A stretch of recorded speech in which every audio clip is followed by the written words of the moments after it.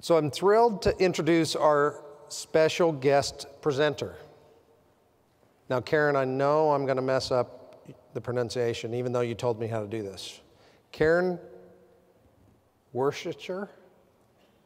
She tried telling me. We went through this. I thought it was Worcester when I started, but the Executive Director of Wreaths Across America. Wreaths Across America has the admirable mission to remember fallen heroes, to honor those who serve, and to teach children about the sacrifices made by veterans and their families to preserve our freedoms. Karen's father started quietly adorning graves in Arlington National Cemetery in 1997. And now the organization has turned into a national movement. Theirs is a story of passion, growth, and determination. Ladies and gentlemen, please welcome Karen.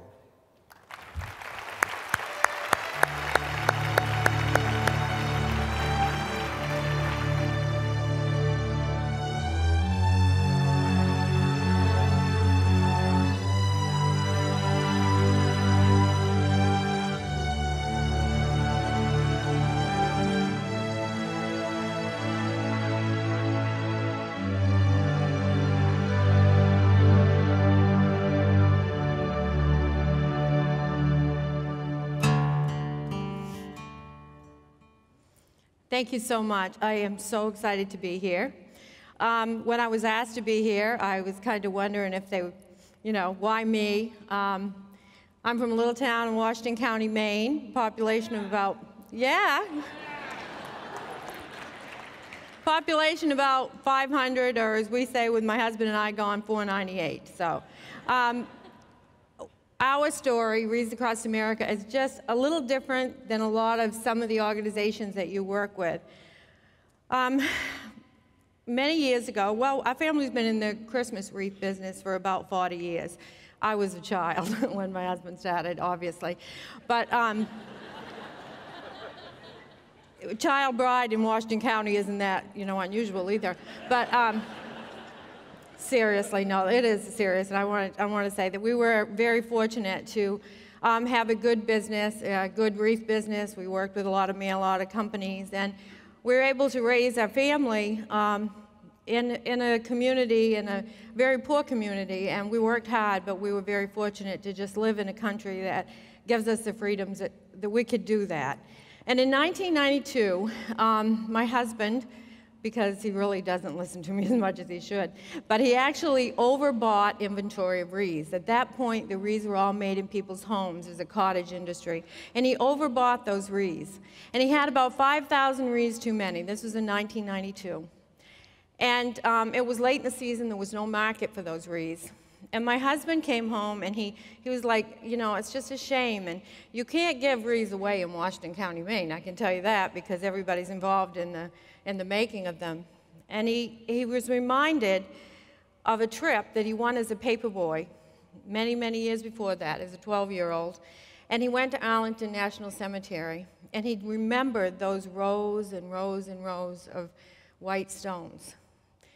And he said, we're very fortunate, and we are fortunate because of those who paid the ultimate sacrifice. And I just wonder if I could get permission to take those wreaths to Arlington.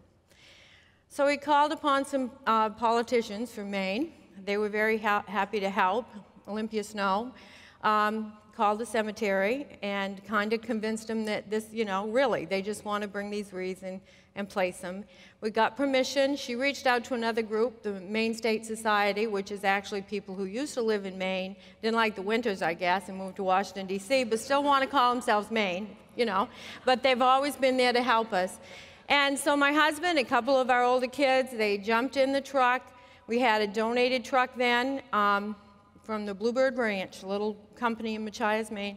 And they took that truckload of wreaths to Arlington, and it took them all day long to put out 5,000 wreaths. But my husband came home and my sons, and they said, we will never not do this again. It made that big an impact on them to walk among the rows, to take the wreath, to place it and fix a bow and read the name. And they were so impacted because these weren't old men that were buried there. These were 22-year-olds, 30-year-olds. And it made a big impact. And he said, this is important. We're always going to do it. And we did. The Worcester Wreath Company, my family, we did it for many years. That was 1992. In 2005, the little troop jumped in the donated truck and made the trip to Arlington.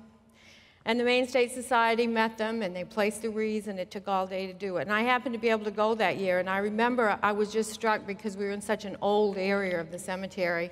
And seeing, we all hear about the Tomb of the Unknown, but seeing just how many unknowns were buried there. Unknown, the white stone. And I was so, it was just such an honor to be able to share that with my children. Well, that year, a Pentagon photographer took a picture of those wreaths against the stones with a little bit of snow falling. And they put it on the Pentagon News Channel, and it went viral. And by 2006, January 2006, my husband's computer, which had only, to that point, sent one email that said hi.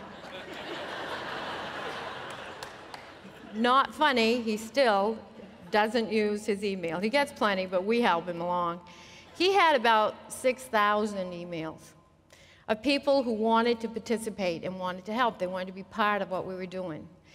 And so we had to figure out what to do. Along with all those emails, and you'll love this, having worked with 501c3s, we had this other problem. We started getting money in the mail, and I mean a ton of it. And we were a private company, and we had to hire somebody to start sending this money back and explaining, whoa, whoa, whoa, no, we can't take your money. We didn't know what to do.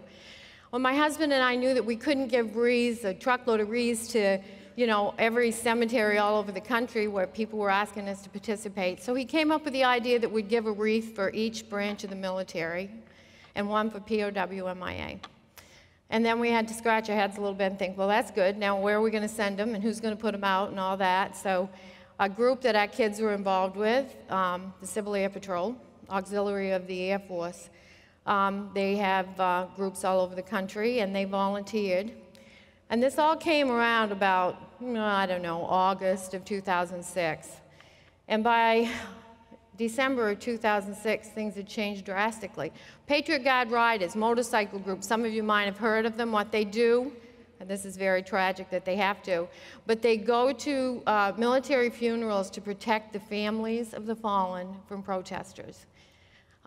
They called us and they wanted to be part of what we do. And what used to be a little family thing of us driving down to Arlington became a week-long journey of stopping at schools and veterans' homes and spreading the word that we have what we have because of those brave men and women who are buried at Arlington Cemetery and all those other veteran cemeteries and local cemeteries.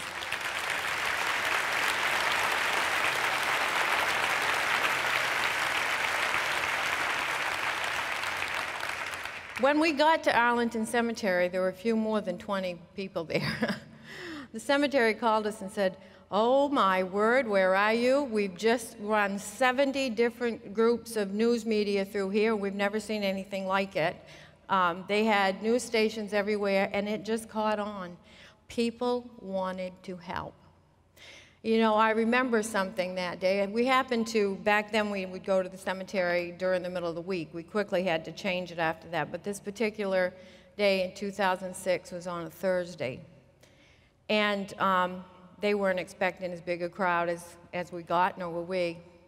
We were all on the side of the hill, and it was a beautiful thing to see because there were families, parents with their children there. In the middle of the busiest season of the year for almost every family, and there they were, helping to place these wreaths, and you could see them, and it was quiet and respectful. But all of a sudden, we were all on the side of this hill, it was so beautiful, and all of a sudden we heard a caisson, a burial. And the whole side of that hill hushed. Nobody had to say, shh, shh, shh. It just was like throwing a switch. And the caisson passed, and behind that caisson was one vehicle, just one, with 2 World War II veterans. And they looked up at the side of the hill to see thousands of people standing with their hands over their hearts. And they broke down. And it was the most moving time I ever remember. It was just so moving what it meant to see their comrade receive that kind of a send-off. And that's the kind of passion that has fueled what we do. 2007, it became very evident that we needed to do something different because so many people wanted to participate. So we went to the Maine State Society, we went to the veterans organizations, we went to the Gold Star Mothers. Most of you know what a Gold Star Mother is. Today happens to be Gold Star Mothers Weekend, and I'll get back to that a little bit. Gold Star Mothers, in case somebody doesn't know, is a mother who has buried a child who died in service to the country. So we formed a board of directors, and we became a 501c3 in 2007. Since then, people have come to us in groves. Every single wreath that gets delivered to what this year will be over 900 locations nationally is delivered in volunteer trucks. Every one. Every single ceremony that is held simultaneously at 12 noon Eastern Standard Time, usually the second Saturday of December, every ceremony is set up by a volunteer. Everybody comes to us and says, what can we do? Because we live freely because of these men and women. So when we put together a program, and Worcester Wreath Company, it's now two very separate things. It's the Family Worcester Wreath Company and Wreaths Across America, the 501c3. Worcester Wreath Company is still one of our biggest donors. And when anybody wants to have a program, a Wreaths Across America program, all they have to do is call us. And the wreaths are donated, the 7 ceremonial. And that's what it takes. We're non-denominational, we're definitely non-political, and we're all inclusive. And we're all about remember, honor, and teach. That's what's so important. But when we figured out that people wanted to place wreaths on individual graves like we do at Arlington, so we came up with another idea. At that time of year, or any time of year, as you know, there are so many of you here with varied interests and you work for different organizations, and the dollars are tight. They're real tight. And people will pick, you know, they'll have one thing that they're passionate about because of somebody in their family, and you know how it is. If you have a loved one that died of cancer, then you might very well be looking to help there and not so much somewhere else. We came up with a program so that we went to other organizations, much like yourselves, and at some local level, I'm sure some of you have groups that are working with Wreaths Across America, because each wreath that we get $15 sponsor will place a wreath anywhere in the country, and $5 of that goes back to the other organization. And you know, it helped. We help each other. You know, our web pages, they fly. We've gone viral 3 times in the last year because you know why? We understand that we have to work together. So if the USO is doing an event, we put it on our website. You know, Wounded Warrior, or, you know, leukemia, cancer, battered children, battered wives, because you know why? Every person that serves in the military, every Gold Star mom that's lost something, they're not in a vacuum. They carry that banner and they live in the world with the rest of us. And I'll tell you another story. It was in 2007 when I was answering my husband's emails. He could never have a girlfriend.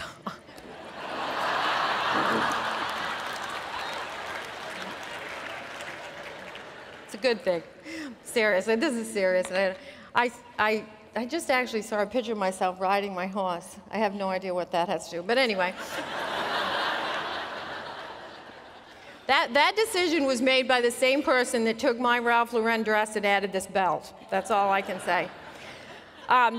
This is a serious story, and I don't want to lose track, but it was in 2007, and I opened the email, and the picture popped up, and there was a picture of a young man in his Army fatigues, and staring up at him, little hands like this, looking at Daddy, was a little girl, probably about 2 years old. And my heart sank, because I knew immediately that I got that picture because something had happened to Daddy. But when I read the letter, and I can never tell this story, I'm sorry, it's important. When I read the letter came from the soldier's mom. And while that soldier was taking care of you and I in Iraq, his wife's boyfriend beat that child to death. And he was told that when he got off the plane. He was protecting us. At the same time, all of the horrific things that go on in everyday life were going on here.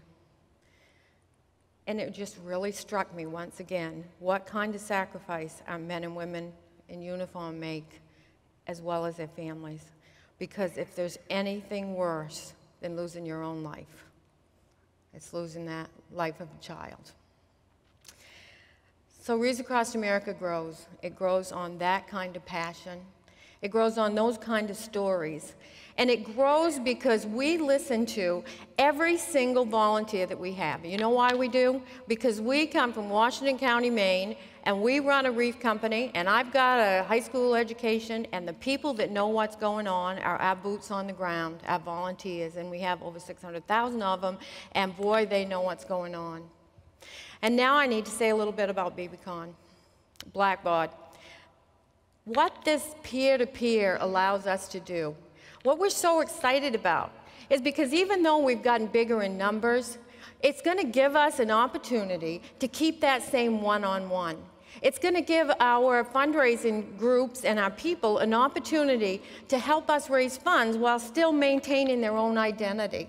So if it is a VFW that wants to raise, they've got that peer-to-peer page, and it shows that they're the VFW, but it shows that they're helping support the mission, remember, honor, and teach. And so that's a little bit of the background, and that's a little bit of where we are. And by the way, we've grown. This is phenomenal. I just scratch my head and, you know, thank God. But over 40% is our average growth since 2007, which is phenomenal. So that's a little bit of the housekeeping. And now I want to talk about what really drives the mission, and that's the love for those men and women in the military and for all they do for us. Today is Gold Star Mother's Sunday. And as I was here today rehearsing, my boss, who I hope got here, I think he's here somewhere, was with the Gold Star families at Arlington. And last night I had the opportunity to speak to the Gold Star families at their Gold Star dinner, and one woman stood up so bravely. It was the anniversary of her son's death. God, she was amazing to me because she said, "Don't tell me you're sorry that my son is lost, because he is in the arms of God, and I know just where he is." And I just thought, oh, that I could be that gracious when what I have to face is nowhere near what they've faced. So at this time, I would like to share with you a video and then talk just a little bit more about our mission. I'd like to tell you a little bit about my son, Christopher Stonecipher. When he decided to enlist in the Army to become a Ranger, he was in Ranger School when 9/11 happened. He called and said that he had stepped off into a ditch on night maneuvers and sprained his ankle severely.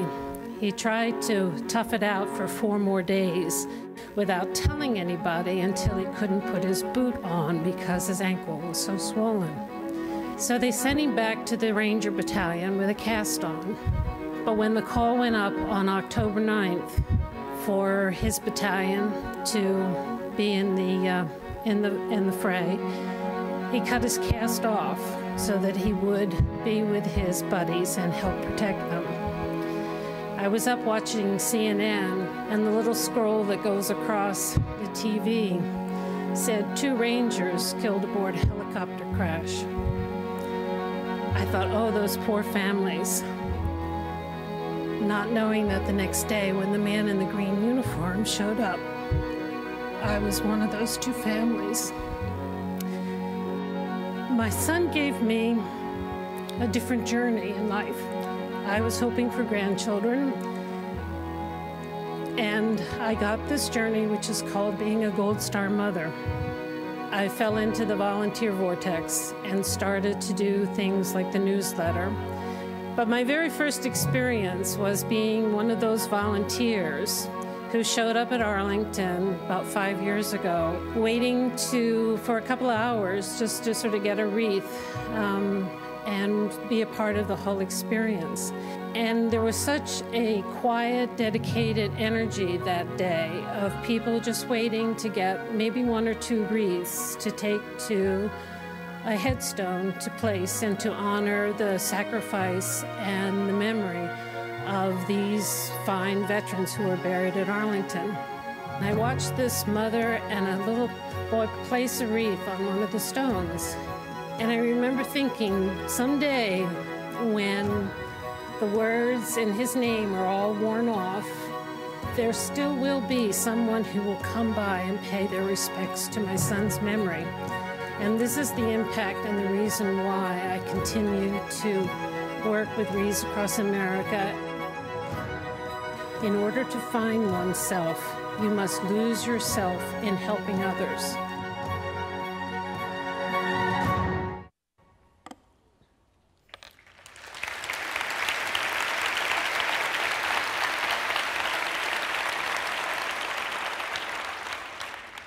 That's my friend Ruth.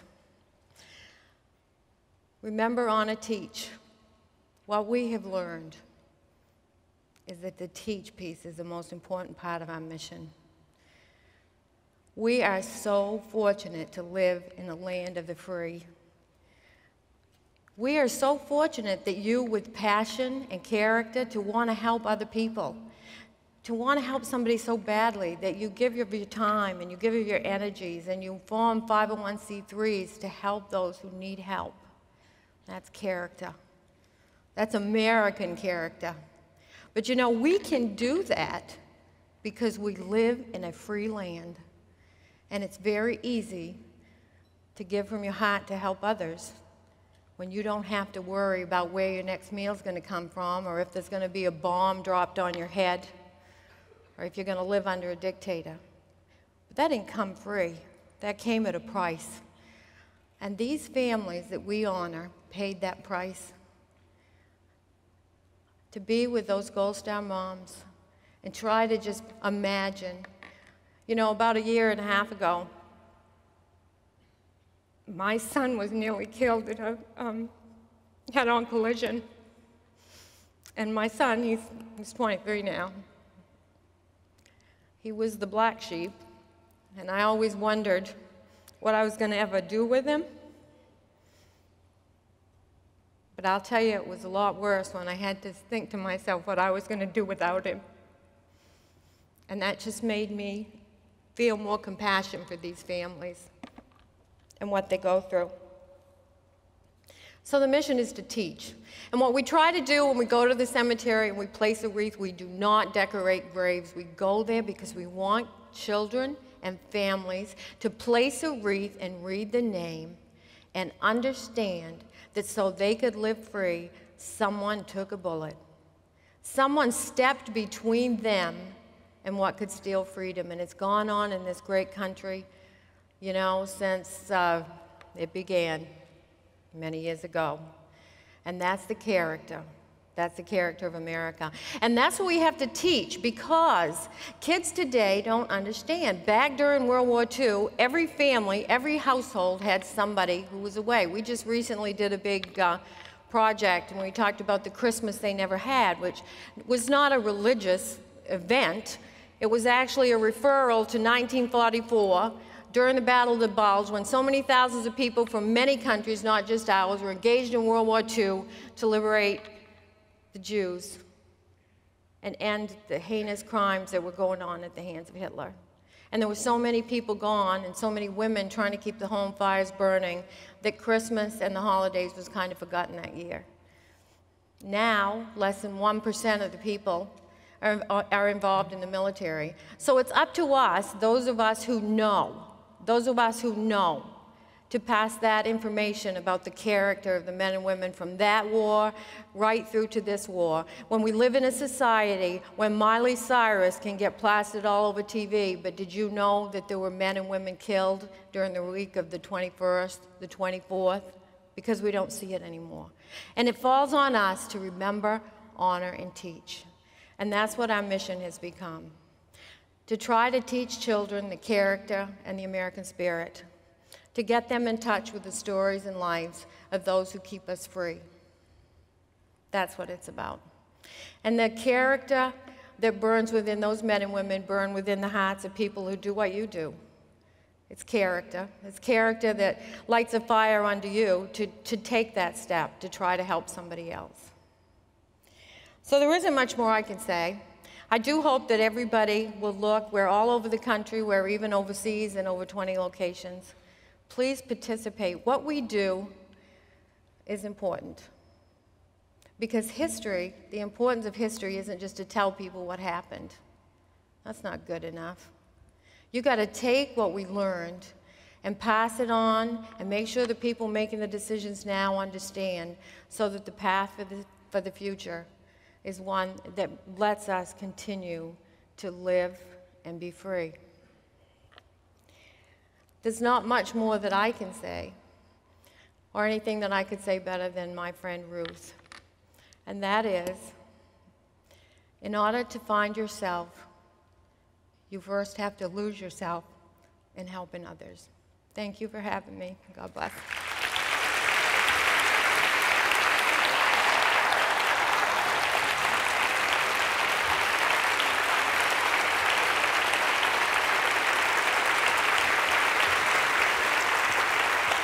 Thanks for having me. Thank you.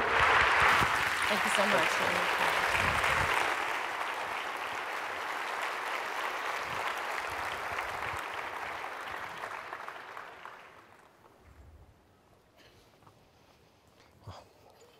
Thank you, Karen. On behalf of the entire Blackbaud family, thank you for being here with us. To wrap things up, I just want to ask that we make this a great conference. bbcon's a great place to source new ideas, to find out how you can accelerate in whatever ways matter most to you. I encourage you to learn from each other. There's many inspirational stories of success at bbcon. A great way to hear them is for you to network, ask questions, and share your own experiences. Learn from us. You'll have plenty of opportunities to talk to Blackbaud experts from a product and industry perspective. Learn new ways to work more effectively and efficiently at the sessions and workshops and Learn Labs. And of course, all of us at Blackbaud will certainly learn from all of you. Standing here as the interim CEO of this company, getting the chance to work with all of your organizations and each of you, I'm truly honored. Thank you for leading us.